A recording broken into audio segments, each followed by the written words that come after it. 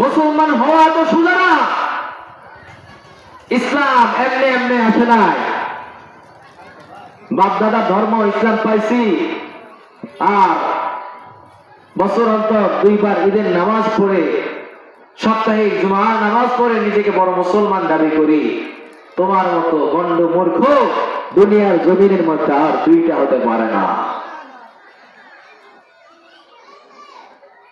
মুসলমান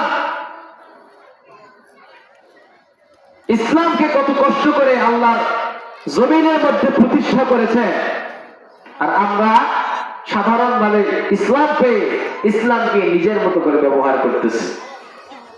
আল্লাহ বলতেছেন এই দিন দিন নয়, মরতে একদিন হবে, যেদিন মরবি সেদিন পালাবার রাস্তা খুঁজে পাবি না। ঠিক কিনা? আল্লাহ বলেন সাথ দেই কিন্তু আমি ছেড়ে দেই না, যেদিন ধরবো সেদিন পালাবার রাস্তা খুঁজে পাবি না।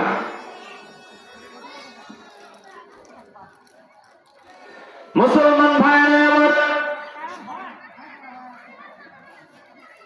আমরা নিজেকে বড় মুসলমান দাবি করে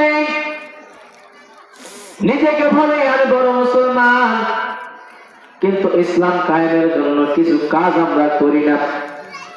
নিজেকে বড় মুসলমান দাবি করে নেই, কিন্তু ইসলামের জন্য যে কাজগুলো আল্লাহর রাসূলের সাহাবীরা করে গেছেন, কত কষ্ট করে শরীরের রক্ত জমিনের মধ্যে ঝরাইছেন, তাজা রক্ত বিলিয়ে দিয়া জমিনের মধ্যে ইসলামকে তারা কায়েম করেছেন। ও দুনিয়ার মুসলমানেরা, নিজেকে বড় মুসলমান দাবি করো, মুসলমান দাবি করো, আবার চারিস্থলে বসে বসে এক হাতে সিগারেট টানো আর এক হাতে 4 কাপ টান মারো। আরে তোমার মতো গন্ডমূর্খ মুসলমান নিজেকে মুসলমান দাবি করা, সে বড় মাতাল যে ব্যক্তি 7 আপ খায় আর নিজেকে বড় মাতাল দাবি করে। সেরকম ভাবে যদি কোনো ব্যক্তি 4 দোকানের মধ্যে বসিয়া সিগারেটের মধ্যে টান দেয় আর 4 কাপের মধ্যে চমক মারে আর নিজেকে বড় মুসলমান দাবি করে বড় বড় গল্প ছাড়ে, তার মতো বড় পাগল দুনিয়ার জমিনের মধ্যে আর 2টা হয় না। ও মুসলমান ভাইরা, ইসলাম কিন্তু দুনিয়ার জমিনে এমনি এমনি কায়েম হয় নাই। আল্লাহ রাসূলের সাহাবী, প্রসিদ্ধ সাহাবী হযরতে বেলাল হাবশী রাদিয়াল্লাহু তাআলা ইসলাম গ্রহণ করার পরে এত কষ্ট তিনি সহ্য করেছেন, এত কষ্ট সহ্য করার পরেও তিনি ইসলামের থেকে 1 ইঞ্চি সরে দাঁড়ায় না। কেমন কষ্ট তিনারা সহ্য করেছিলেন। ও মুসলমান দুনিয়ার ইমানদারেরা, রাসূলের সাহাবী বেলাল যখন ঈমান গ্রহণ করার পর যখন তিনি ঈমানদার হয়ে গেলেন, মুসলমান হয়ে গেলেন, বেলাল হাবশী রাদিয়াল্লাহু তাআলা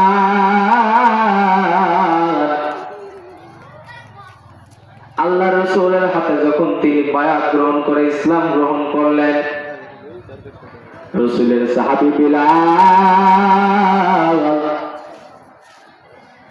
আগের দিন রাতে যেই গরুর খামারের মধ্যে ছিল, সারাটা রাত ধরে গাধারা উঠেরা দুম্বারা পায়খানা করেছে, পেশাব করেছে, গন্ধ হয়েছে।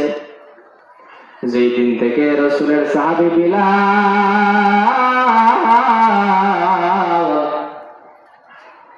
আল্লাহ এবং আল্লাহর রাসূলের পরিমাণ নিয়ে আসছে, তারপরের দিন রাতের বেলা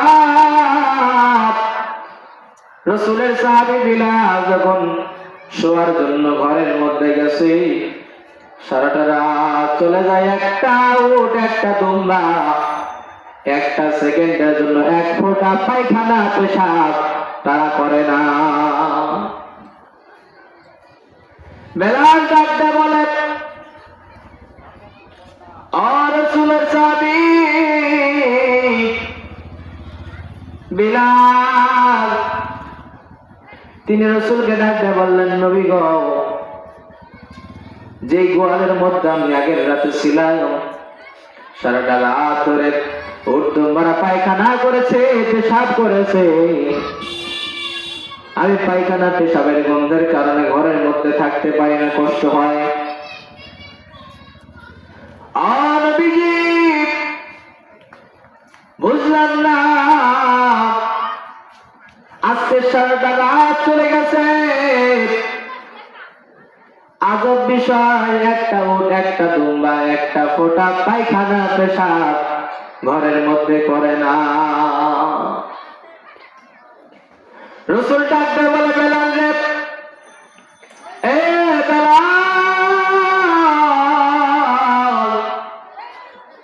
আগের দিন তুই আমার বায়াত গ্রহণ করে তুই মুসলমান হও নাই, ঈমান আনো নাই। আগের দিন তোর মধ্যে আমার মহব্বত ছিল না, যার কারণে এই উর্দুম্বরা তোমার ঘরের মধ্যে পেশাব করেছে, পায়খানা করেছে। বেলাল, যখন থেকে তুমি ঈমান এনে মুসলমান হয়ে গেছো, তখন থেকে উর্দুম্বাগুলা বুঝতে পেরেছে আর বেলালকে কষ্ট দেওয়া যাবে না। এই বেলাল আর আগের বেলাল নাই, এই বেলাল এখন আমার রাসূলের বন্ধু হয়ে গেছে, অতএব তাকে কষ্ট দেওয়া যাবে না। বেলাল রাদিয়াল্লাহু তাআলা আনহু ঈমান আনার খবরটা যখন তার মালিক পেয়েছে, তার মালিক ঈমান আনার খবর পাওয়ার সঙ্গে সঙ্গে বেলালকে ডাক দিয়ে বলে, বেলাল, আমি শুনলাম তুই নাকি মুহাম্মাদের উপর ঈমান আনছস, মুসলমান হয়েছস। বেলাল ডাক দিয়ে বলেন, মনি, আমি আমার পয়গম্বরকে বড় ভালোবাসি, তার উপর আমি ঈমান এনে মুসলমান হয়ে গেছি। নিষ্ঠুর মনি ডাক দিয়ে বলে, বেলাল, এই মুহূর্তে যদি ঈমানকে ছেড়ে না দাও, এই মুহূর্তে যদি ঈমান ছেড়ে যদি তুমি আমার রাস্তায় আবার না আসো, বেলাল, তোমাকে আমি কিন্তু কঠিন শাস্তি দিব। বেলাল ডাকতে বলে, মনে যতই কষ্ট দাও, যতই আঘাত দাও না কেন, আমি বেলালের ভিতরের সিনা থেকে, ঈমানের দানা থেকে এক বিন্দু পরিমাণ ঈমান আমি দিতে পারবো না। মুসলমান ভাইরা, বেলাল রাদিয়াল্লাহু তাআলা আনহুকে যখন এই কথা বলার পর বেলাল রাদিয়াল্লাহু তাআলা আনহু ঈমান ছাড়ে না, ঈমান থেকে এক পা পিছু বহায় না। বেলাল হাসি ডাকতে বলে, আমার থেকে এক বিন্দু পরিমাণ ঈমান নিতে পারবা না। তার মনির ডাকতে বলে, বেলাল, ঈমান যদি ছেড়ে না দাও, মরুভূমির উত্তপ্ত পানির মধ্যে তোমাকে শোয়াই রাখা হবে, এক ছটাক পানি পাওয়া না। বেলাল ডাকতে বলে, মনি,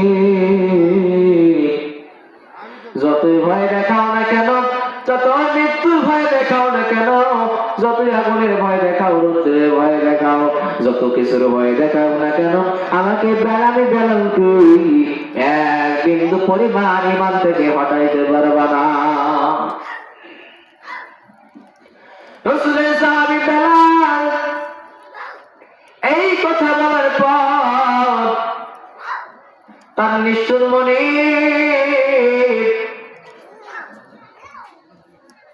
কিছু সৈন্যকে ডাক দিয়ে বলে, সৈন্যরা রে, বেলালকে পাকড়াও করে নিয়ে গিয়ে মরুভূমির বালির মধ্যে শরীর থেকে কাপড় আলাদা করে তাদের মরুভূমির উত্তপ্ত বালির মধ্যে রেখে দাও, দেখি বেলালের ভিতর ঈমান কিভাবে থাকে।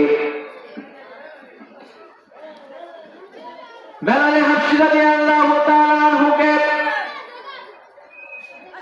মরুভূমির উত্তপ্ত পানির মধ্যে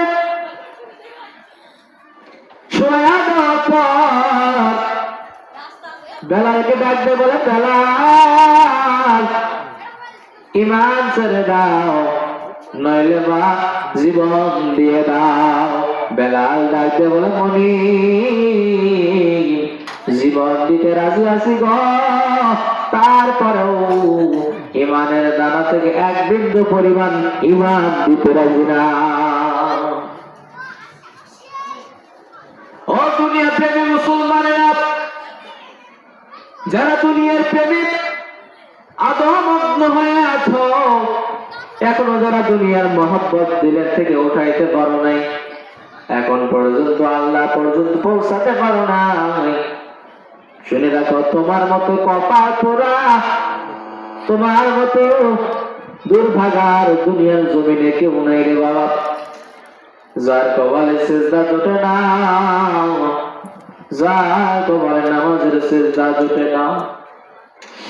এ মুসলমান, নিজেকে বড় মুসলমান দাবি করো, নিজেকে বড় ইমানদার দাবি করো, তুমি যে 5 ওয়াক্ত নামাজের 1 ওয়াক্ত পড়তে পারো না, মনে রাখবা, মনে রাখবা, আজকের দিন শেষ দিন নয়, যেদিন আজরাইল মালাকুল মউত তোমার সামনে এসে হাজির হয়ে যাবে, সেদিন আর কোথাও পালানোর রাস্তা খুঁজে পাবা না। যেদিন জাহান্নামের আগুন তোমাকে ডাকবে, জাহান্নামের 7টা দরওয়াজা আল্লাহ তাআলা যখন খুলে দিবে, জাহান্নামের আগুন যখন দাউ দাউ করে জ্বলবে, আল্লাহর আগুন, আল্লাহর জাহান্নাম আল্লাহকে ডাকতে বলবে, আল্লাহ তোমার পাপিষ্ঠ নাদান বেনামাজি বান্দাগুলোকে আমার ভিতরে দিয়ে দাও। ও আল্লাহ, আমি বড় ক্ষুধার্ত, অনেক দিন যাবত কিছু খাই না, আল্লাহ তোমার নাফরমান বান্দাগুলোকে আমার মাঝে দিয়ে দাও। আল্লাহ আর সইতে পারি না, ক্ষুধার জ্বালা আর সহ্য হয় না। ও আল্লাহ, তোমার জাহান্নামের বান্দাগুলোকে আমার ভিতরে দিয়ে দাও। আল্লাহ তাআলা জাহান্নামকে ডাকতে বলবে, জাহান্নাম রে আর একটু ধৈর্য ধর। জাহান্নাম যখন আর সামাল দিতে পারবে না, জাহান্নামকে শিকল লাগাইয়া, লোহার শিকল লাগাইয়া, একটা একটা শিকলের মধ্যে 70,000 ফেরেশতা লাগাইয়া দিবে। এক একটা শিকল ধরে 70,000 করে ফেরেশতা টান মারবে, জাহান্নামকে আটকানো যাবে না, জাহান্নাম আটকিবে না। জাহান্নাম চিৎকারতে থাকবে, আল্লাহ আর সইতে পারি না মাওলা, তোমার জাহান্নামী বান্দাগুলোকে আমার কাছে দিয়ে দাও। আল্লাহ, ও আল্লাহ আর সইতে পারি না। যখন জাহান্নামকে আর সামাল দেওয়া যাবে না, আল্লাহ তাআলা জাহান্নামের উপর একটা পানি ছিটিয়ে দিবে, জাহান্নামে একটা দৌড় মারবে, এমন দৌড় মারবে জাহান্নাম, দৌড় মারার পরে আল্লাহর পয়গম্বর ডাক দিয়ে বলবে, আল্লাহ ওই যে জাহান্নামের উপর তুমি পানি ছিটিয়ে দিলা, আল্লাহ ওইটা কিসের পানি ছিল, আবে হায়াতের পানি নাকি? আল্লাহ ডাক দিয়ে বলবে, বন্ধু আমার ওইটা আবে হায়াতের পানিও না। আল্লাহর পয়গম্বর ডাক দিয়ে বলল, আল্লাহ ওইটা কি হাউজে কাউসারের পানি নাকি? আল্লাহ ডাক দিয়ে বলবেন, না বন্ধু না, হাউজে কাউসারের পানিও না। আল্লাহ পয়গম্বর ডাক দিয়ে বলবে, আল্লাহ এটা কি দুনিয়ার কোন সমুদ্রের পানি নাকি, নদীর পানি নাকি? আল্লাহ ডাক দিয়ে বলবে, বন্ধু আমার না গো বন্ধু, কোন হাউজে কাউসারের পানি না, কোন আবে হায়াতের পানি না, কোন দুনিয়ার জমিনের কোন পানি না। আল্লাহর পয়গম্বর ডাকতে বলবে, আল্লাহ এমন কোন পানি জাহান্নামের উপর ছিটাই দিলা, জাহান্নামে তো জোরে দৌড় মারলো। আল্লাহ ডাকতে বলবে, বন্ধু আমার এটা দুনিয়ার কোন সাধারণ পানি না, এটা আবে হায়াতের পানি না, জমজম কূপের পানি না, হাউজে কাউসারের পানি না। বন্ধু আমার এটা হচ্ছে আমার গুনাহগার বান্দাদের চোখের পানি। আমার যে বান্দারা আমার ভয়ে দুনিয়ার মধ্যে কাটছে, আমার যে বান্দারা দুনিয়ার মধ্যে নামাজ আদায় করার পরে আমার ভয়ে দুইটা চোখের পানি ছেড়ে আছে, ও বন্ধু আমার যে বান্দারা দুনিয়ার জমিনের মধ্যে কষ্ট করে আমার কাছে হাত পাতায় কাটছে, আল্লাহ ও আল্লাহ দুনিয়ার মধ্যে পাপ করেছি মাওলা, দুনিয়ার মধ্যে পাপ করতেছি, জাহান্নামের আগুন বড় ভয়ঙ্কর। আল্লাহ ওই জাহান্নামের আগুন থেকে পানা চাই আল্লাহ। যে বান্দা মাগরিবের নামাজের পরে ফজরের নামাজের পরে একটা দোয়া আল্লাহর কাছে সাতবার করে তেলাওয়াত করবে, আল্লাহর কাছে বারবার করে বলবে, আল্লাহ তাআলা তার জন্য জাহান্নামের আগুনকে হারাম করে দিবে। কি এমন দোয়া আল্লাহ তাআলা আমাদেরকে শিখাই দিয়েছেন। তোমরা প্রত্যেক মাগরিবের নামাজের পরে ফজরের নামাজের পরে তোমরা বারবার সাতবার করে পড়বা, আল্লাহুম্মা জিন্না মিনান নার, আল্লাহুম্মা জিন্না মিনান নার। এই দোয়া যে ব্যক্তি প্রত্যেকদিন মাগরিবের নামাজের পর আর ফজরের নামাজের পর সাতবার করে পাঠ করতে পারবে, আল্লাহ তাআলা বলেন তার জন্য সেই দিন যদি মারা যায় তার জন্য জাহান্নামের আগুনকে আমি আল্লাহ চিরতরে হারাম করে দিব। আল্লাহ তাআলা বলেন আর একটা দোয়া, আল্লাহুম্মা ইন্না নাসআলুকাল জান্নাতা ওয়া নাউযু বিকা মিনান নার। এই দোয়াটাও যে পাঠ করতে পারবি আল্লাহ তাআলা বলেন তার জন্য জান্নাতের 7টা দরওয়াজা, জান্নাতের 8টা দরওয়াজা এবং জাহান্নামের 7টা দরওয়াজা বন্ধ হয়ে যাবে। জান্নাতের 8টা দরওয়াজাকে আল্লাহ তাআলা খুলে দিবেন। আল্লাহ তাআলার যে বান্দারা পাঁচ ওয়াক্ত নামাজ পড়তে পারে না, নামাজের মধ্যে গাফলতি করে, তাদের জন্য শাস্তি হলো জাহান্নাম।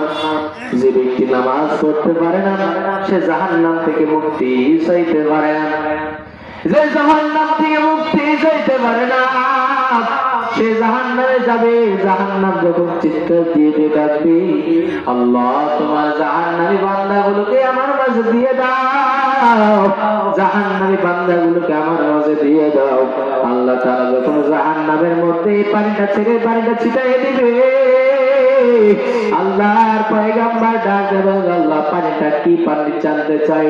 আল্লাহ তাআলা ডাক দেবে, আল্লাহ তাআলা ডাক দেবে, বন্ধু আমার এইটা দুনিয়ার কোনো সাধারণ পানি না।